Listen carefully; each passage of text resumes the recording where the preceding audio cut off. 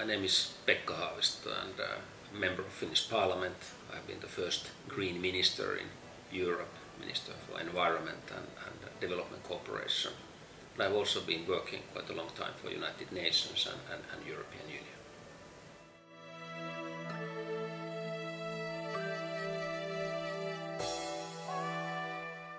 We're in UNEP working in many damaged areas which has serious damage from the war and conflict in Afghanistan, in Kosovo, in Liberia, in Palestine, in Iraq and so on.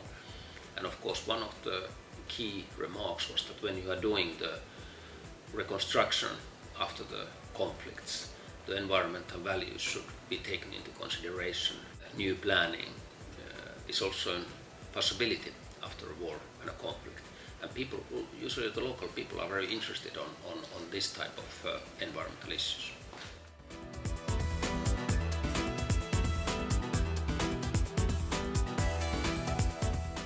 One of my remarks when working in different countries is that we sometimes in the industrialized world, we think that people in developing world are not interested about the environmental issues. We somehow might think that thinking environment is some kind of luxury. But actually the poorest people in the world are very often suffering most of the environmental changes.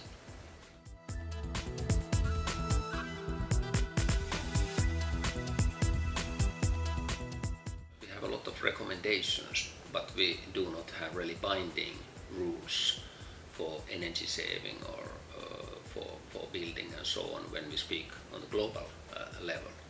And I think the advantage of the Kyoto process and of the climate process has been that it's actually one of the first really binding environmental agreements. And I think we need more that type of norms and legislation on the global level.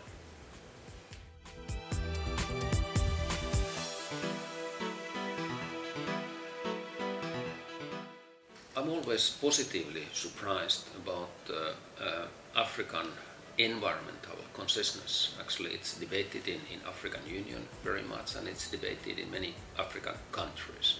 And whenever we go to the local level, to villages, and other people are very eager to adopt the newest technologies, energy saving or solar panels or wind power or whatever is available. So people are full aware that they have to jump over the dirty period of energy production and find the renewables. I think that stresses the need for sustainable building and construction and good planning also regarding the different risks of tsunami and earthquakes and so on.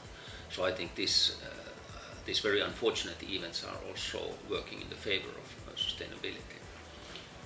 When we see the big political changes that are now happening in the northern Africa and in the so-called Arab Street, I think this is another kind of opportunity for us, because we see that there is a younger generation who is very eager to get new information.